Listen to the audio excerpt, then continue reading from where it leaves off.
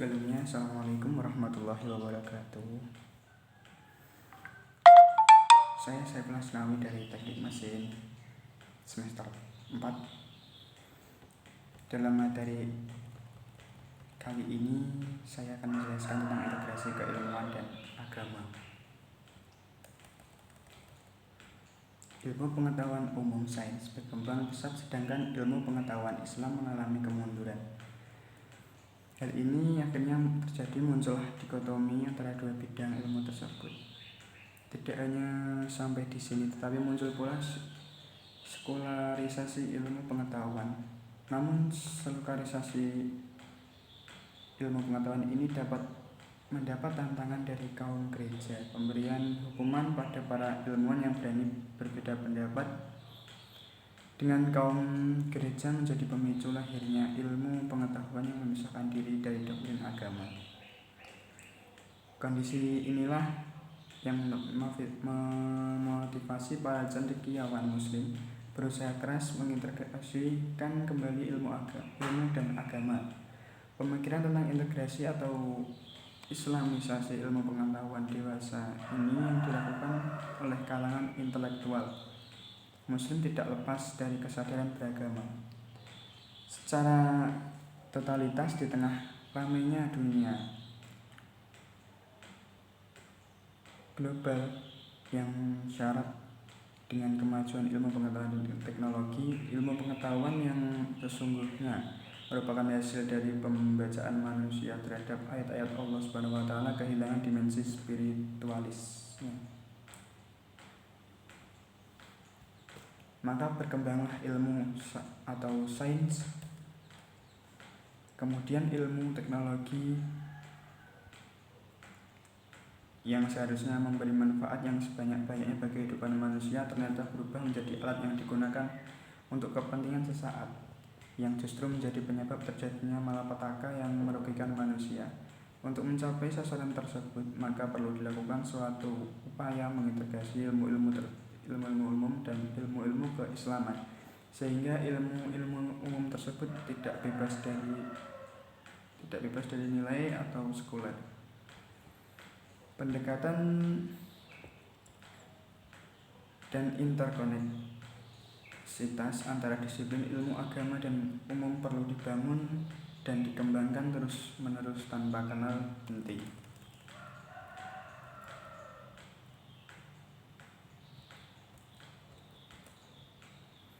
Dalam dataran konsep ideal, Islam diyakini sebagai agama yang memiliki ajaran sempurna, koherensif, dan universal. Menurut penafsiran sebagai cendekiawan muslim, ajaran ilmu Islam membuat semua sistem ilmu pengetahuan tidak ada dikotomi dalam sistem keilmuan Islam. Dikotomi Islam ke dalam ilmu agama dan non-agama sebenarnya bukan hal baru. Islam telah memiliki tradisi dikotomi ini sejak dulu, seperti Al-Ghazali menyebut kedua jenis ilmu sebagai ilmu syariah dan ghairu syariah. Tetapi dikotomi tersebut tidak banyak menimbulkan problem dan sistem pendidikan Islam, sehingga sistem pendidikan Barat diperkenalkan ke dalam Islam melalui imperialisme. Sejauh itulah terjadi dikotomi yang sangat ketat antara ilmu umum yang nantinya bisa disebut dengan ilmu sekuler dan ilmu agama. Sampai detik ini masih kuat anggapan dalam masyarakat bahwa agama dan ilmu adalah dua entitas yang tidak bisa dipertemukan. Keduanya memiliki wilayah sendiri-sendiri, baik dari segi objek formal, material keilmuan, metode penelitian, kriteria kebenaran. Dengan kata lain, ilmu tidak memperdulikan agama dan agama tidak memperdulikan ilmu. Seperti itulah gambarannya dengan berbagai dampak negatif yang ditimbulkan dan dirasakan oleh masyarakat luas. Oleh karenanya, persepsi masyarakat yang tidak tepat perlu dikoreksi dan diluruskan.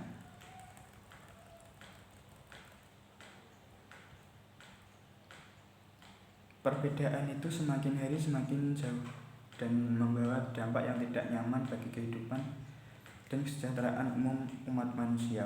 Pola pikir yang serba dikotomis ini menjadikan manusia terasing dari nilai-nilai spiritual, moralitas rendah, pemahaman etika sosialnya, terasing dari dirinya sendiri, keluarga dan masyarakat, lingkungan alam dan ragam hayati yang menopang kehidupannya, serta terasing dari nadi lingkungan sosial budaya sekitarnya.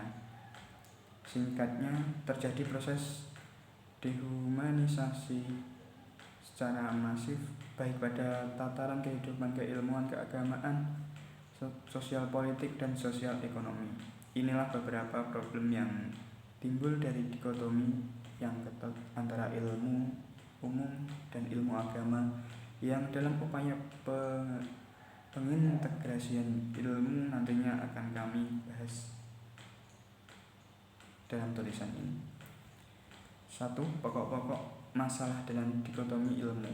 Perbedaan dikotomi ilmu melahirkan pertentangan antara dua kelompok, yaitu kelompok antroposentris dihadapkan dengan dikotomi ilmu teosentris. Berdasarkan argumen epistemologi, ilmu pengetahuan antropologis dinyatakan bersumber dari manusia dengan berciri khas akal atau rasio, sedangkan ilmu pengetahuan teosentris dinyatakan bersumber dari Tuhan dengan ciri khas kewahyuan. Maka terbentuklah pertentangan antara wahyu dan akal. Selanjutnya, pertentangan ini berkembang menjadi pertentangan antara dua jenis ilmu yaitu agama dan filsafat. Agama yang menekankan pada pengetahuan kewahyuan dipertentangkan dengan filsafat yang menekankan pada akal manusia.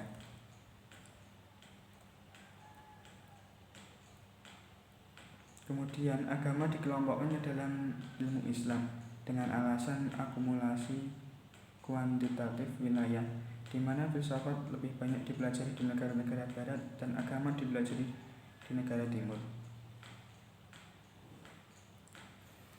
Dikotomi ilmu barat dan timur diidentifikasi dengan kecenderungan masing-masing kelompok ilmu pada objek fisik, tubuh, dan metafisika atau ruh.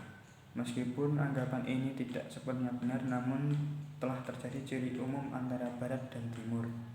Sebagian orang menganggap bahwa ilmu agama sebagai ilmu yang sakral, yang lebih tinggi kedudukannya daripada ilmu umum tanpa penjelasan yang tepat.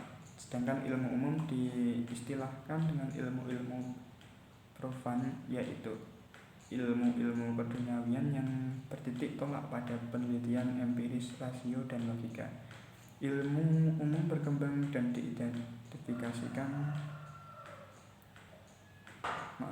yang diidentikan dengan ilmu pengetahuan dan teknologi tanpa penjelasan yang jelas pula. Sains modern barat sering menganggap rendah status keilmuan keagamaan. Ketika berbicara tentang hal yang gaib, ilmu agama tidak dipandang ilmiah, karena sebuah ilmu baru bisa dikatakan ilmiah apabila objek-objeknya bersifat empiris.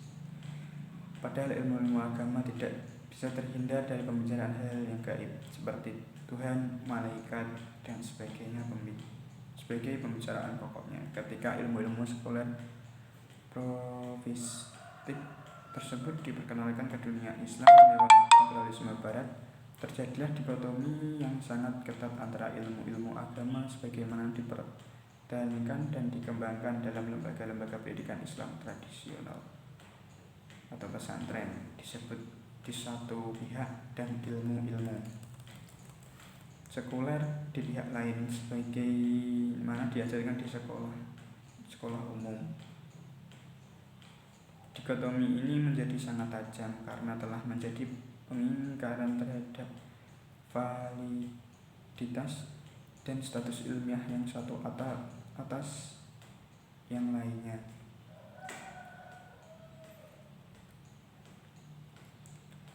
Oleh karena itu, di antara ilmu agama dan umum tidak seharusnya ada klaim berlebihan, karena keduanya sama-sama menempati posisi yang mulia sebagai objek ilmu. Yang kedua, integritas epistemologi atau teoantropocentris integralistik. Istilah agama merujuk pada kepercayaan dan cara hidup, sedangkan dalam arti luas, agama merupakan wahyu Tuhan yang mengatur hubungan manusia dengan Tuhan, diri sendiri, dan lingkungan hidup, baik fisik, sosial, maupun budaya secara global. Seperangkat aturan-aturan, nilai-nilai umum, dan prinsip-prinsip dasar inilah yang disebut dengan syariah. Al-Quran merupakan petunjuk etika, hukum kebijaksanaan, dan dapat menjadi teknologi ilmu serta gen teori ilmu. Modernisme dan sekularilisme sebagai produk turunannya yang menghendaki diferensiasi yang ketat dalam berbagai bidang kehidupan sudah tidak sesuai dengan semangat zaman. Agama menyediakan tolak ukur kebenaran ilmu, benar salah, sebagaimana ilmu diproduksi, baik buruk, tujuan ilmu, manfaat, merugikan.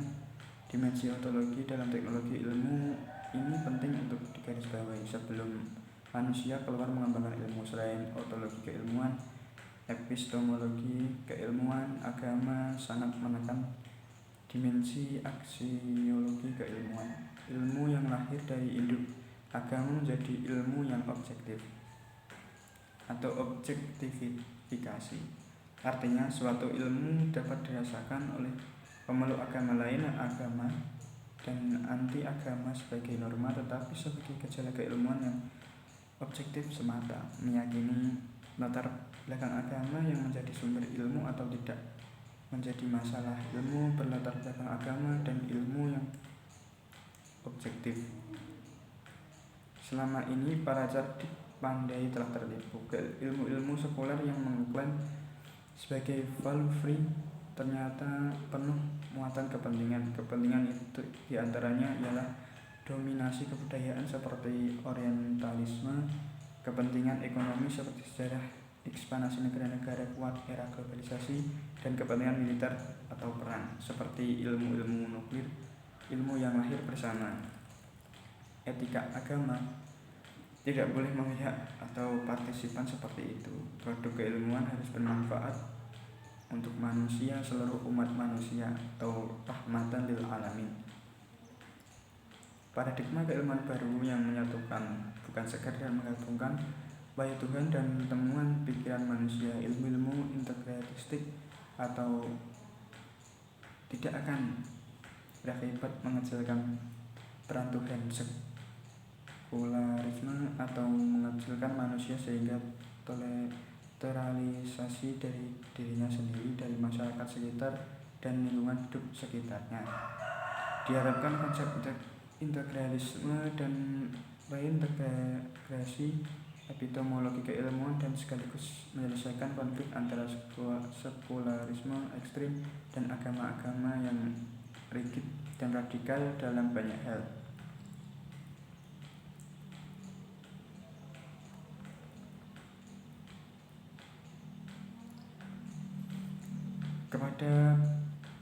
Ke depan, pola kerja keilmuan ini dituntut dapat memasuki wilayah-wilayah yang lebih luas seperti psikologi, sosiologi, antropologi, lingkungan kesehatan, bioteknologi, politik, hukum, dan peradilan, dan begitu seterusnya. Keilmuan yang bercorak teoantropocentris integralistik digambarkan oleh Amin Abdullah sebagai keilmuan integralistik yang begitu luas, tidak mikrobik, sekaligus terampil dalam kehidupan sektor tradisional maupun modern lantaran dikuasai salah satu ilmu dasar keterampilan yang dapat menopang kehidupan era informasi globalisasi. Yang ketiga, integrasi epistemologi, pendekatan Bayani, Irfani, dan Burhani. Epistemologi biasanya dipahami sebagai teori ilmu pengetahuan, theory of knowledge. Secara garis besar, epistemologi berkaitan dengan dua pertanyaan pokok. 1. apa yang dapat diketahui. 2. Bagaimana hal yang dapat diketahui. 3. Pertanyaan bagaimana berkaitan dengan sumber pengetahuan. Sedang pertanyaan kedua berhubungan dengan masalah metodologi. Cara memperoleh pengetahuan dalam perspektif barat dikenal dengan 3 sumber pengetahuan. 1. Persepsi indera, yaitu bahwa pengetahuan kita berasal dari apa yang kita lihat, dengar, cium, dan cicipi, yang kemudian melahirkan empirisme, suatu aliran pemikiran yang meyakini bahwa pengetahuan kita bersumber pada pengamatan indera yang diperoleh dari data-data empirik. Rasio keyakinan. Yang kedua, rasio keyakinan, rasio sebagai sumber pengetahuan yang kemudian melahirkan aliran rasionalisme. Yang ketiga, intuisi, yaitu pengetahuan langsung yang tidak merupakan hasil dari pemikiran secara sadar atau persepsi indera. Namun dalam kajian filsafat barat, intuisi ini agaknya belum sepenuhnya diterima sebagai sumber pengetahuan, tetapi baru pada tahap mungkin. Berbeda dengan barat, dalam Islam dikenal ada 3 model metode sesuai dengan tingkat atau hierarki objeknya, yaitu bayani, observasi atau observasi analisis teks, burhani, rasionalisme, dan irfani, yaitu intuisme, yang masing-masing bersumber dari indera, akal, dan hati.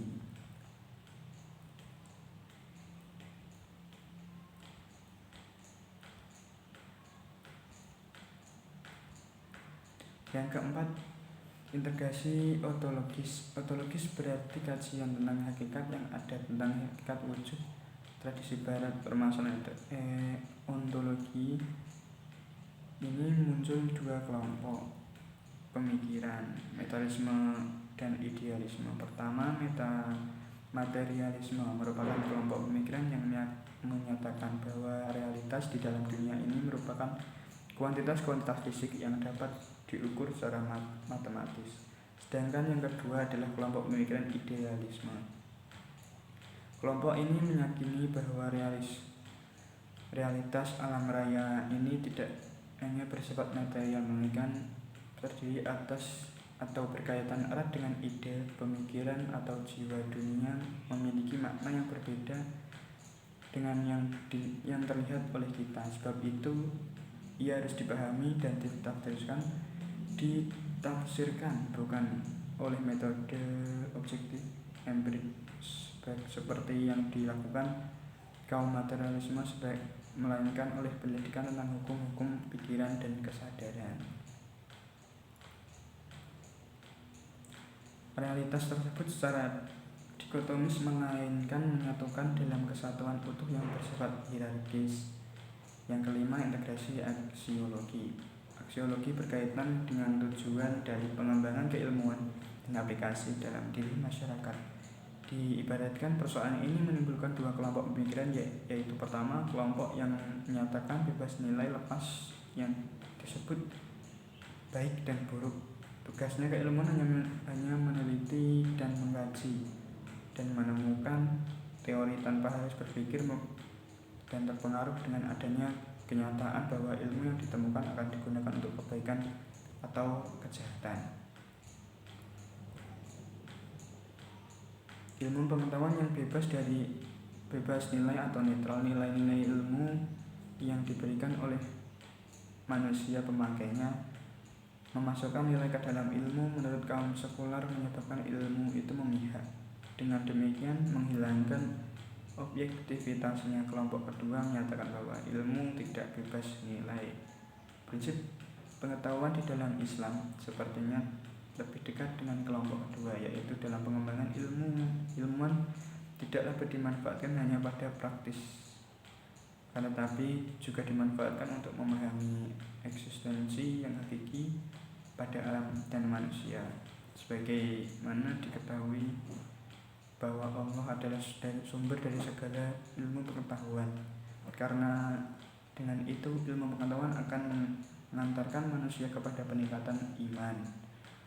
Ilmu pengetahuan dan teknologi harus memberi manfaat sebesar-besarnya bagi kehidupan manusia. Artinya, ilmu dan teknologi menjadi instrumen penting dalam setiap proses pembangunan sebagai usaha untuk mewujudkan kemaslahatan kehidupan manusia seluruhnya. Dengan demikian, ilmu teknologi haruslah memberikan manfaat sebesar-besarnya bagi kehidupan manusia dan bukan sebaliknya.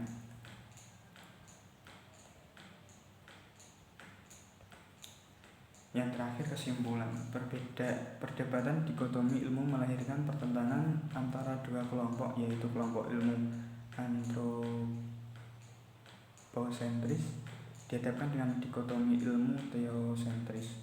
Dikotomi ini menjadi sangat tajam karena telah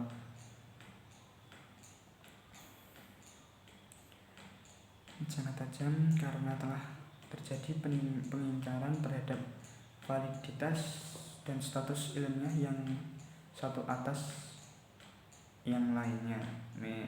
Modernisme dan sekularisme sebagai produk turunnya yang menghendaki diferensiasi yang ketat dalam berbagai bidang kehidupan. Pada peradaban yang disebut pasca modern perlu ada perubahan, yaitu gerakan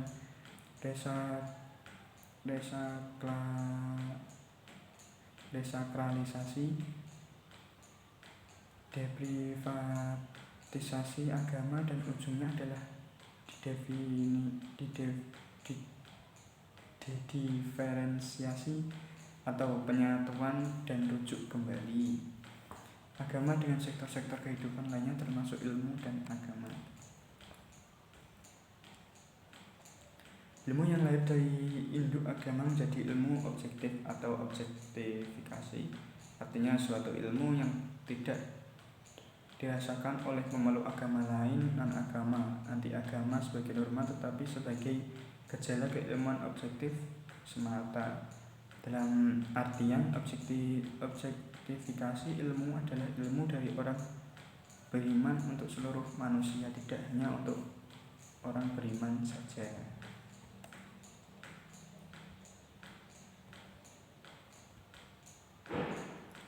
Inti konsep paradigma sains Islam adalah sebagai peran dan tujuan kehidupan manusia dan alam semesta menjadi lebih berarti. Ilmuwan muslim yang lembaga-lembaga serta pusat sains Islam seharusnya memiliki tujuan utama meningkatkan keadilan dan kemaslahatan manusia. Setiap program penelitian yang memungkinkan untuk diterapkan harus sepenuhnya ditinjau ulang guna meyakinkan bahwa India bukanlah ketidakadilan secara ekonomi, sosial, dan budaya. Setiap usaha penelitian dan proyek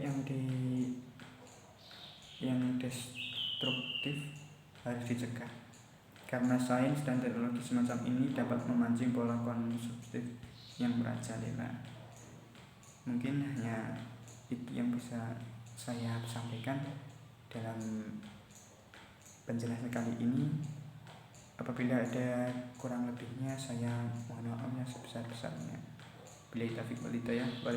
Wassalamualaikum warahmatullahi wabarakatuh.